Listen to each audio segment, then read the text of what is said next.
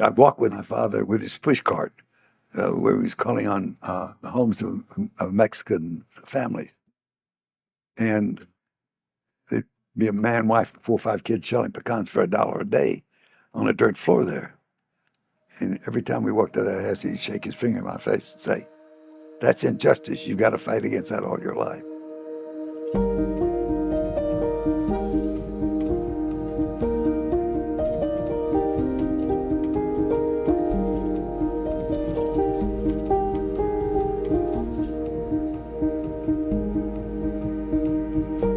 I don't think I could find the words to explain my love of B. Rapoport. He was truly like a father to me and so many others. And while he was generous with his financial philanthropy and contributions in politics, his greatest generosity was his gift of values and gift of love to all of us that he knew.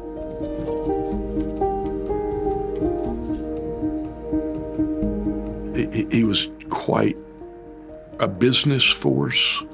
He was a titan in the insurance business, and he was very, very active politically. B was very much a capitalist, and a lot of folks wouldn't understand that about him. He built a company from the ground up. He was happy. He was very, very intelligent, very well read, and he loved the underdog. B kind of became a second father to me. The guy you go to when you're in trouble or when you need somebody to tell you it's going to be okay. And B was that to me for the rest of his life. I was 27 or 8, and I got a phone call that B was buying an insurance company in Dallas and offered me a job to go with him to Dallas. And our conversations would go to his passion, what his beliefs were. So many times he shared the values of his father about learning every day, always protecting your name, and never losing your sense of outrage and injustice.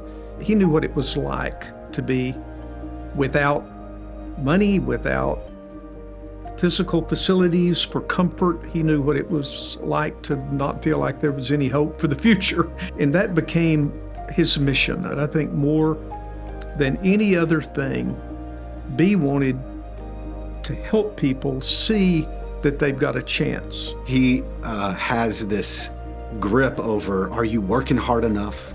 Are you doing enough?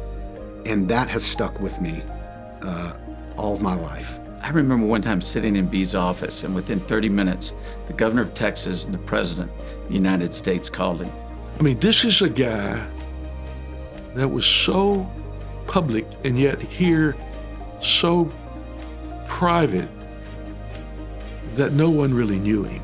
I think his ultimate gift to our community is all of his proteges. He was a mentor. He was a father to so many of us. He taught us how to work hard, to care for others, to believe in others, to commit our lives to trying to make a positive difference for others. And I think it's really in that way that B's spirit is still making a big difference in our community today. B and Audrey left a significant amount of their estate to this community. This was a community that in the 60s wouldn't allow B to join Ridgewood Country Club. This was a community in the 60s that wouldn't allow Audrey Rapoport to be a member of the Junior League because they were Jewish. And B understood that time, hopefully, was the friend of openness and inclusivity. Even in the face of that, B contributed heavily here. B would say, I make money to give it away. He loved giving back. Someone who believes in capitalism, but also probably is more passionate about giving what is earned to those who need. That person deserves this kind of recognition.